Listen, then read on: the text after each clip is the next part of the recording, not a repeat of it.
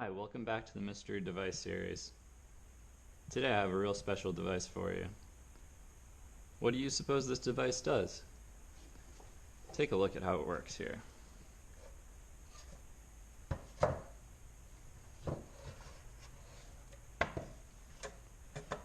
One thing that you'll note with this device is that this bar spins.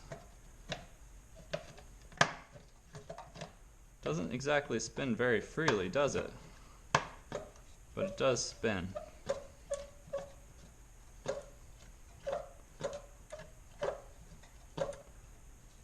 Well, that's all about this device.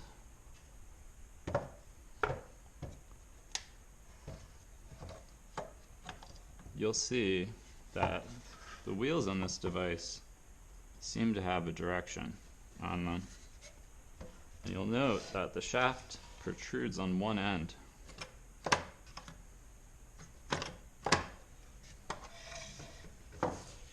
So you'll note that it doesn't actually work well on a flat surface. We would have to clamp this somehow so it was overhanging an edge and properly support it for this to actually work.